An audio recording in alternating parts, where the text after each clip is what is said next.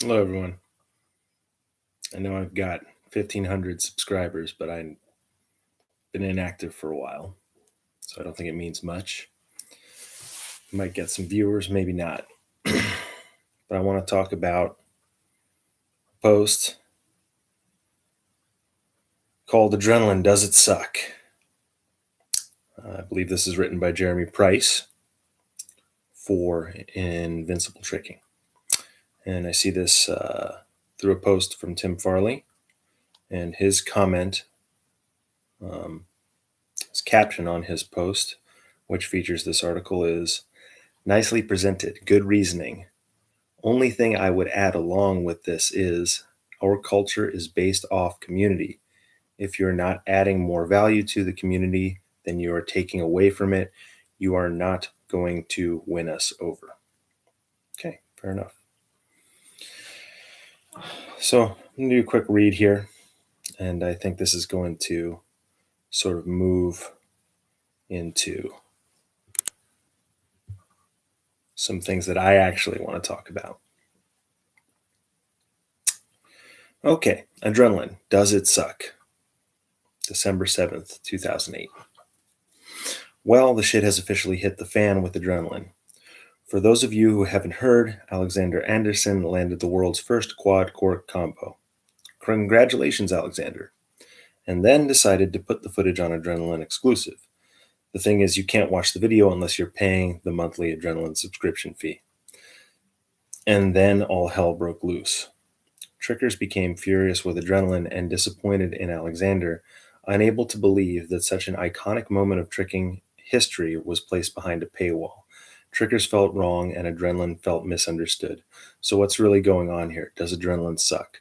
Okay, obviously some things are missing here. This is my first time reading through, so let's see if they go ahead and catch up. In my opinion, here's the answer. At its core, Adrenaline actually doesn't suck, but they've done a great job of convincing everyone that they do. Okay? Here's the thing. I actually think Adrenaline exclusive is a pretty decent idea. Top tier trickers absolutely deserve recognition and payment for all their hard work. If we can find a way for them to make a living through performance, teaching, etc., then we should absolutely explore that possibility. After all, trickers like Alexander are our friends, and that's what I want for our friends.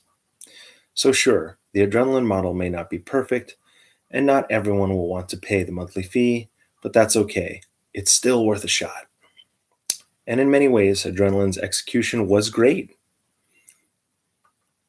They brought in an interesting, diverse lineup of trickers to come battle and asked highly respected, qualified trickers like Matt Milhoen to judge. Then they got tricking featured on ESPN2. How sick was that? It was a great moment for tricking and a leap toward making tricking a more recognizable and respected sport. So, how did it all go wrong? For starters, their business model was immediately problematic. Quote, hey, you know all those tricking videos you love, which you're used to watching for free? Yeah, how about you pay us for those? Unquote. For a community that barely likes paying gathering fees, that's a pretty hard sell. And there are other ways to make money. Daniel Zhu of Stance pointed out that you can run ads on social media videos. Ads do suck, but not nearly as much as paying to see an iconic moment of tricking history. But funnily enough, Adrenaline's business model actually can work for tricking. Just look at Kojo's Trick Lab.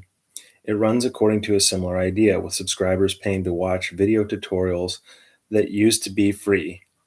So why is nobody complaining? From where I'm standing, the whole issue boils down to a matter of street cred. It's the only currency that trickers really care about, and it makes the tricking world go round. You can earn it by being great at tricks or by showing up regularly in person or online and being a cool person.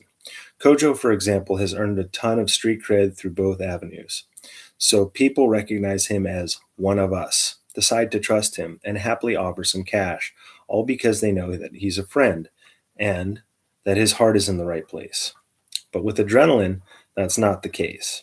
I still see people asking online, does McGuire even trick? I've seen his stuff and he's really good. But the fact that people are still asking this question proves to me that they don't really know him. And if they don't really know him, they're not going to trust him or be comfortable with him shaking things up in such a tight knit community. Trickers are also reluctant to trust Adrenaline because of the whole Loop Kicks beef. I won't dive into the tangle of who's at fault there, but when you're feuding with Loop Kicks, one of the oldest and most respected tricking entities on the planet, you're not going to win a lot of hearts and minds.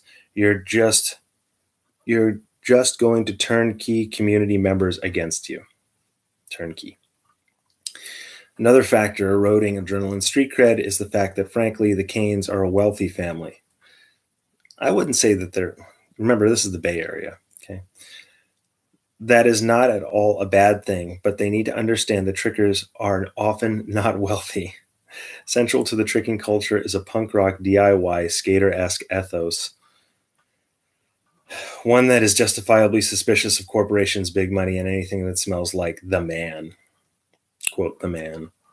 So when Adrenaline's representatives are unironically fuming about copyright infringement, presenting their rich parents as co-founders, riding around in Hummer limos, and wearing custom jackets like preppy high school quarterbacks, Adrenaline is sending a message to trickers everywhere. We are above you. Whether they mean to or not, they're communicating that they are not a part of our culture or concerned about the community. So trickers feel the money and the authority figures creeping in to tarnish the spirit of the sport, and surprise, surprise, they tell Adrenaline to fuck right off. But Jeremy, I hear someone out there saying, Adrenaline says that they put a lot of their proceeds back into the tricking community. Well, forgive my skepticism after seeing McGuire tell Adrenaline athletes, quote, make sure you don't post how much you make percent-wise and stuff. Not a good look, fam. When you're a wealthy family asking for our money, you got to tell us exactly how much money our friends are making by performing for you. If you do, we actually might be okay with forking over some cash. But if you don't, we're going to assume that you're mostly pocketing it because, like I said, oh my God, like I said, you just don't have the street cred to have earned our trust. So where am I going with all of this? Here's what I'd like to say to anti-adrenaline people and to the adrenaline folks. Anti-adrenaline people. Please keep in mind that Adrenaline has actually done some cool stuff. Flying trickers in from around the world for unprecedented battles. Loop Kicks 08. Paying athletes for their tricks. Getting tricking featured on ESPN2. No matter how you slice it, that's groundbreaking and friggin' cool, and I hope we see more of it in the future. Adrenaline aside for a sec, I know that in general we trickers are skeptical of paying people for tricking related stuff. But let's at least be open to the idea, okay? Money is not going to ruin tricking if it's going to people that we trust. Friends of ours like Kojo, for example. It could actually make tricking a whole lot better. And Adrenaline, if you want us to like and believe in you, you've got to go back to basics, reevaluate your business model, participate in the community beyond just Adrenaline-sponsored events, support other tricking projects and ventures, reconsider your self-presentation, be more transparent about how much you pay your athletes, and most of all, just be cool people that we enjoy spending time with online and in person. Because the funny thing is that I truly believe that at your core, you do not suck, or at least you have the potential to not suck. But you've got to meet us halfway. Until then, we'll be waiting. And again, I think this is Jeremy Price. Okay. So, again, I don't think that this is about the community in general not wanting certain elements of tricking turned into a business. It's not what's wrong. Now he said, yeah, you need to update your business model. And I don't know where to start in terms of getting into the minutia. I'm just going to assume it's going to come out here. I'm already 9 minutes, 30 seconds in here. So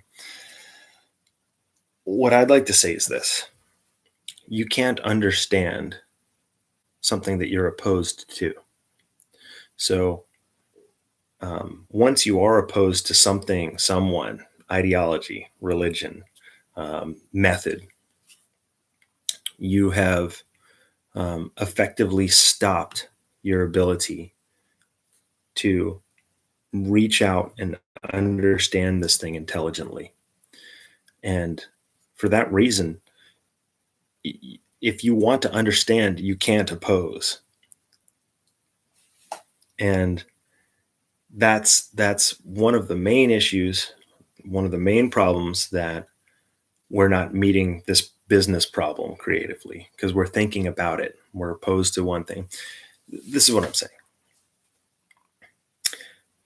I'm more interested in understanding what's going wrong than taking someone down. Me personally, um, and I don't think it's a easy sell to say that. To say, look, if you want tricking to go one way or another, this is going to be a hard sell for you. But this is, at least for me, what life is all about. And through tricking, what life is all about is understanding what's going on and not clinging to one thing or another. I mean, we've watched it. We've watched the way that people learn tricks. You can't stick to one thing. People thought that there was no link in this progression, but there are true chains of progression which you don't need to latch on to in order for them to shine forth and just be true. They're facts. It's body mechanics, and you have to observe it. And if you're not interested, if you're set in your ways, and your instructor at your McDojo says no, you got to start with the head spring. That's a real thing, by the way. And I apologize if you don't get some of the references in here. But what I'm saying is this. I'm much more interested in understanding the adrenaline phenomenon than opposing it. And to the extent that people are opposed to me and my views, they're not going to understand. They're not going to understand what's happening. And this constant comparison is this, to skateboarding or to anything else. It's this unwillingness for us to see where we are. There's no market. There's no market for tricking. And it's explicit in the future of tricking. We're going to make tricking big. We're going to get exposure. We're going to do these things. And again, I'm not opposed to that. But look at the facts. Look at what's actually happening. Is how much of the energy in this project is spent creating some viable business which is behind a paywall for a niche sport like tricking. This is not exposure. This is just monopolization, and it's not going to work. It's absolutely not going to work. And I know Jeremy said, "Oh, we're going to assume that you're pocketing money." I guarantee you, these guys are in a lot deeper than whatever sort of profit they're making on their on-demand or paywall services. They're investing a lot of money in producing these events, in creating the infrastructure for this, drafting all the legal documents, which are now getting leaked by their insiders. It's I don't know what to say about that, but there's no money to pocket. There's no money to pocket. I'm sorry. They're not going to be making money anytime soon. And they're throwing the money away. What doesn't suck is the fact that they do have a business model. And again, before I go into that, I don't know what the view count is. I'm pretty sure there's 0 people watching, in which case, type something into the chat so I know that you're here.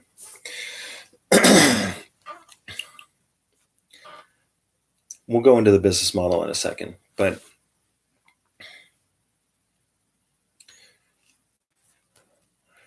I mean, for all intents and purposes, yeah, I'm nobody. I'm a nobody, and that's why I can see what's happening. I'm not. I don't have a dog in the fight. Pockets out has been pockets out because the pockets are out. It became very clear very early that this is a passion project, and it's a high investment thing with no return. We're talking finances. The community and the culture and the history,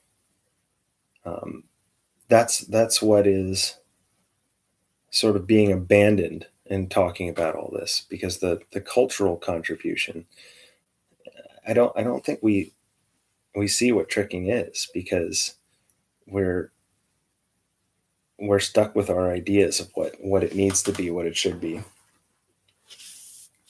And we get stuck in that too, and not choosing one way or another. I mean, that article is this sort of like centrist view where it's like, look, neither side is right. It's actually a lot more complicated, and it is. I don't think that they touched on hardly any of the things that are complicated. I mean, the iconic moment of the quad core combo, not even that iconic. I don't think anyone would have gotten upset if it's like, look, it's behind the paywall. These people are going to become more and more incensed, more and more resentful that they're throwing all of this money into this thing and not getting any return on investment. And while doing it, just shitty idea after shitty idea being shot down. They're not gonna keep up with it. They're not gonna be able to keep going. And that's one of the reasons I was sort of upset when Ivan, uploaded the footage. It gives them a sense that, oh man, we could have made it if we had the proper support from the community. But these people, they sabotaged us. It's just not the case. It's not the case. The market does not exist. The market does not exist. We're the ugly second cousin once removed of free running. We're older, in a sense. It's more developed. It's more complex. It takes more of an understanding to appreciate, and people are not going to get it. You're not going to have stadiums where you have tens of thousands of people, watching someone spin and stick their foot out. It's too weird. And if you were to do that, you would need the force of a media giant or 2 or 3 behind you in a sustained campaign of indoctrination over the course of a year or 2, 3 years, and even then, it's not going to surpass football. There's no tradition there. You want to make it something that it's not. And constantly I hear this thing, these people deserve to be compensated. They deserve it. Deserving it doesn't justify by any means necessary we're going to do this thing. It's going to be a thankless job. These people trying to spearhead it through the tricking community. right now, um, and probably for a great deal of time into the future, if you want to make tricking better, if you want to um, uh, offer some sort of financial and logistical support for people to meet, for people to um, be able to contribute to culture, you need to be a patron. And this is the part of the business model that they have right. They have a successful martial arts school, which is not this thing like, let's say you're a vacuum cleaner salesman, or you own a weed dispensary or whatever, and you want to just give money to this thing. It's only slightly tangential from martial arts, and you could be a great patron and sponsor events and do all this. But the suggestions that Jeremy puts forth in that article are going to go completely against their current structure, because everything is about safety and security and protecting their investments. And it's a toxic investment. It's absolutely toxic. They're not going to convert. Mark my words, they're not going to convert. This is not because I dislike them. This is just a simple fact. Doesn't matter how large the tricking community grows, they're not going to have people paying to get behind this paywall, even if they were doing it correctly. Which again, I hazard to say, does not really exist. Comparing it to Kojo's Trick Lab is apples and elbows, totally different. It absolutely different dimensions altogether.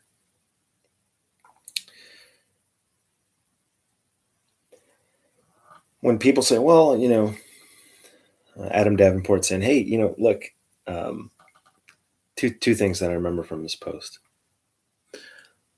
We need less hate, we need less spite, and also, hey, if you're gonna talk something down, what are your ideas?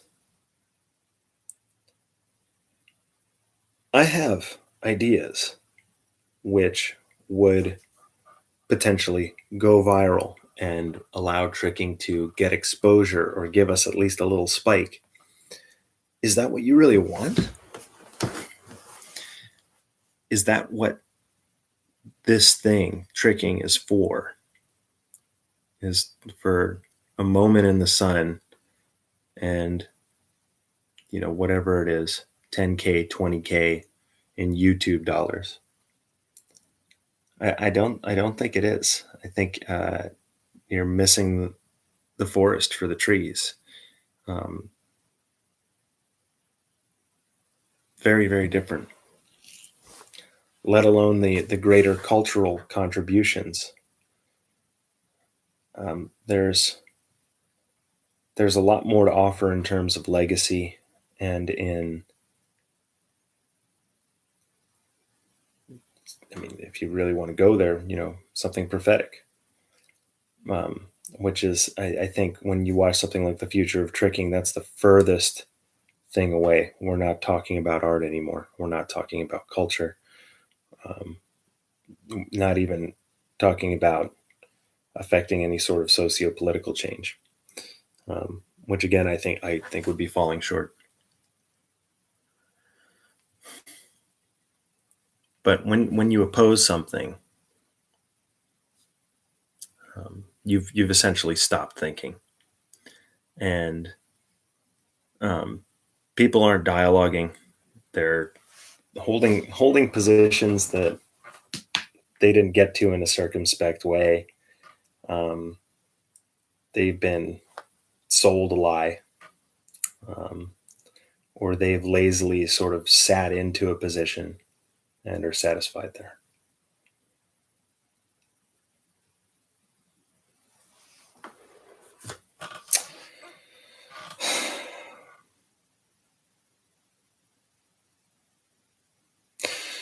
far as street cred goes,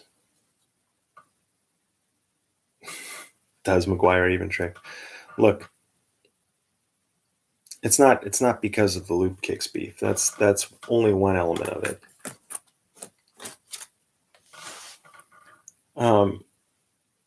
What people need to understand is these people are a product of the martial arts industry, and the martial arts industry is cookie cutter.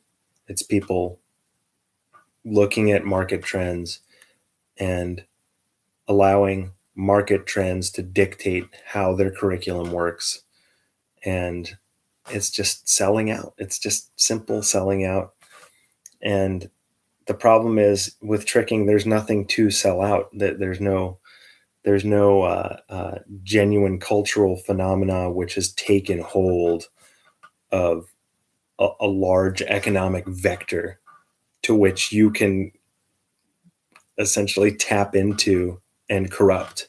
It doesn't even exist, and that's the supreme irony of this whole thing.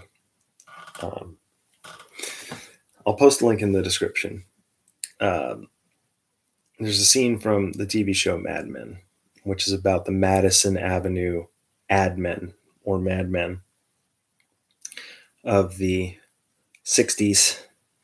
And they have a young man who is wealthy trust fund baby. And he's infatuated with the sport highlight, which is which absolutely eclipses baseball in its athleticism, the excitement, and it's not just an amazing sport in terms of its novelty, but the skill that's involved. And he just says, like, look, I'm gonna give you millions of dollars, and we're gonna make this thing happen. It's not gonna happen. It's not going to happen it's not going to happen that way. When you look at skateboarding, first of all, skateboarding has a product. It's got the board. And without the board, you're not selling the media, you're not selling the gear, all of that. It's an underlying industry where you can sell someone a board and they're skateboarding. It's done. It's done. The product is the sport for the consumer. Tricking, I'm sorry, the cartwheel is not owned by tricking. Your baseline moves, your entry level moves are owned by other well-established focal practices, b-boying, gymnastics, martial arts, etc.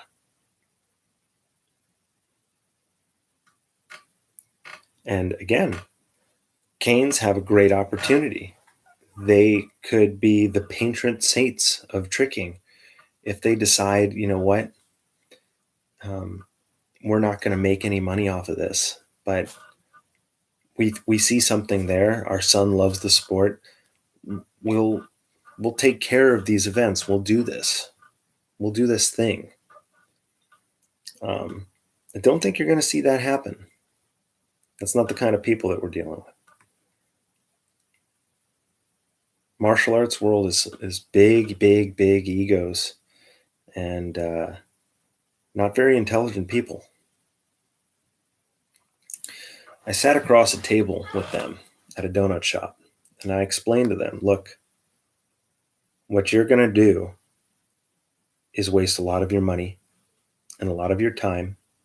You're not going to get a return on investment. And everything that you do, it's going to be completely thankless because you don't understand that you don't understand. And that's the hardest thing to explain to someone, because that's the unbridgeable gap. And the closest thing I can get to is talking about the fact that there is no market. There absolutely is no market for tricking. It's whatever it is, that 100+ people who want to pay for that paywall. And that's not going to sustain itself. Those 100 people are not going to sustain a dozen trickers, let alone 30 plus trickers, into their middle-agedhood with a middleman taking a cut for all the work that they're doing. Sorry, it's not going to happen. Spend a little bit of money, grease some people, and get tricking on ESPN2. I'm sorry, it's not going to make a dent. You know who watches ESPN2? You know who watches ESPN2? Retired people flipping through the channels. That's it. Young people are not watching ESPN2 unless they're stuck with grandma and grandpa for the weekend. You're not going to make a cultural dent, not even nick, not a scratch. There's nothing novel in their format, the way the events are run, the way that they're producing media. It's so surface level, and it's absolutely bankrupt. There's no soul in it. So they suck. It's an easy answer. I would agree with Jeremy that they have the potential to not suck, and I think that it's important that people, and I think this is true, that if they decided to turn over a new leaf, people would welcome them into the fold happily. But you'd have to sell them that that's what they want, and that's not what they want. As Jeremy pointed out, it appears as though they want to be important. They want to be loved, but they also want ROI. They want that return on investment, and it's not going to happen. It's not. I'm sorry. And I've talked about pro skateboarders. What are pro free runners making? How many of them are making a livable wage at all? How many of them are secure in their retirement?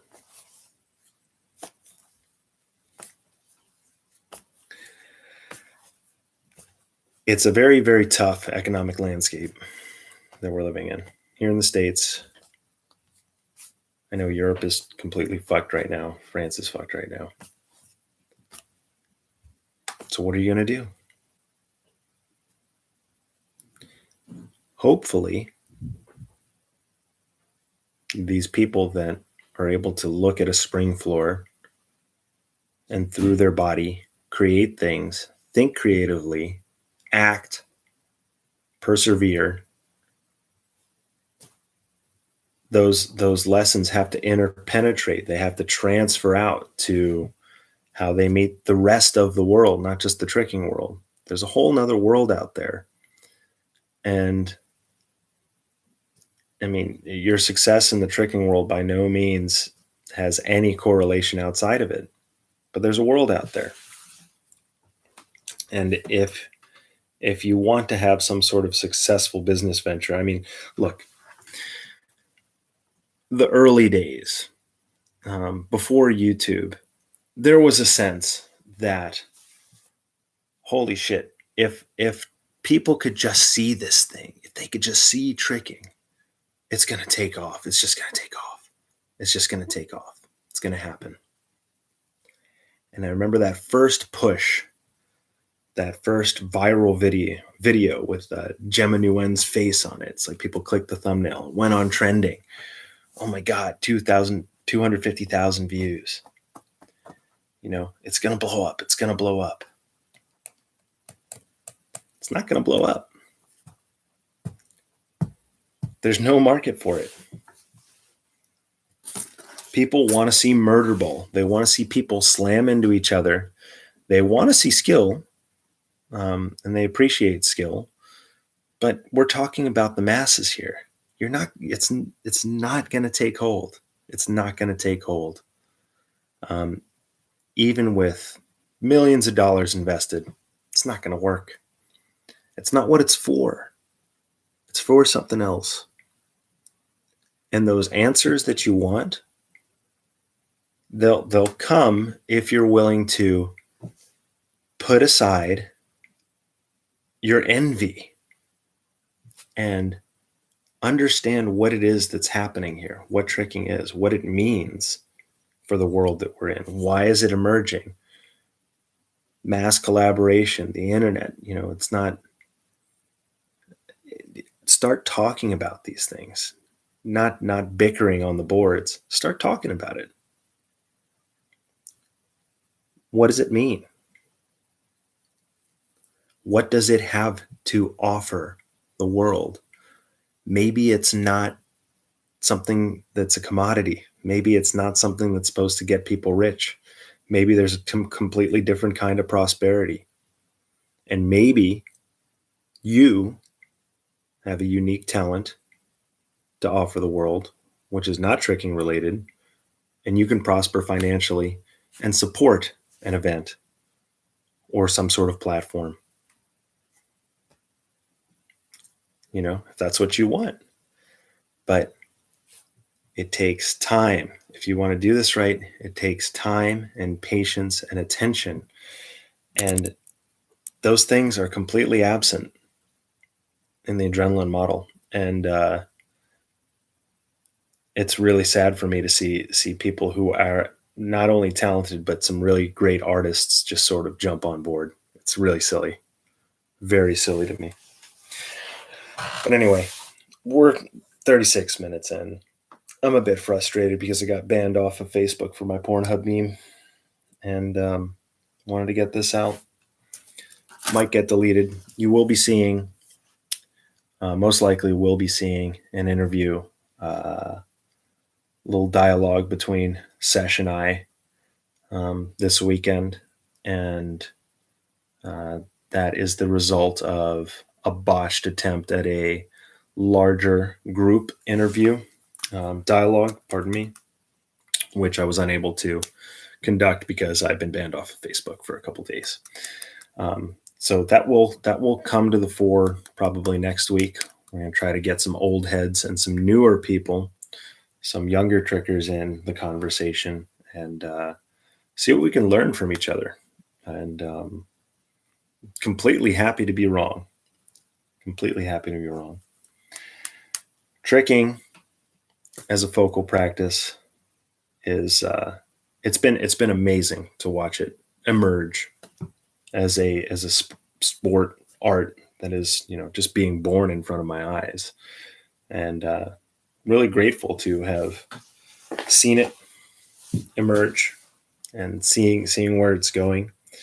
And I mean, this whole thing, there's no despair there. I'm gonna go do my own thing first of all, and I'd like to continue doing things. I really enjoyed making the videos over the years, but yeah, very very early on, and I realized this is not.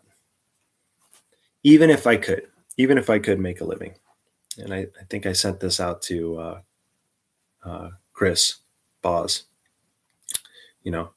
I even wrote up a Patreon page, and even if I could make a living, it wouldn't be right, because how could I do it without the trickers? How can I not, compensate these people, the time and effort and energy that they've put in? It's not possible.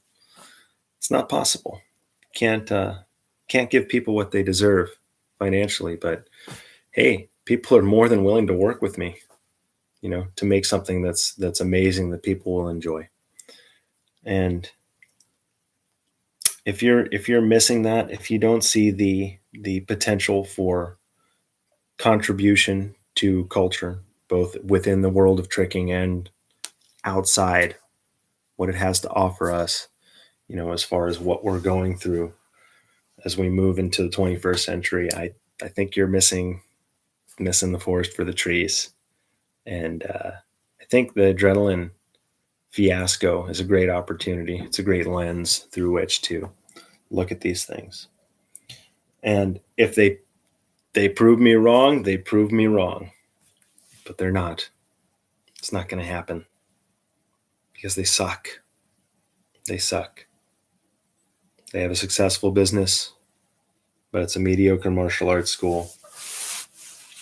And most of the martial arts schools in this world are completely mediocre and turn out nothing Black belt means nothing now. And fortunately enough, that's not going to happen to tricking. You're not going to have it corrupted and sold out because it's invisible. You can't grab it. There's no board. There's no board. So I think that's about it. We're over 40 minutes. So I'm going to wrap it up, but I think we had like 2 or 3 people watch. May end up deleting this again.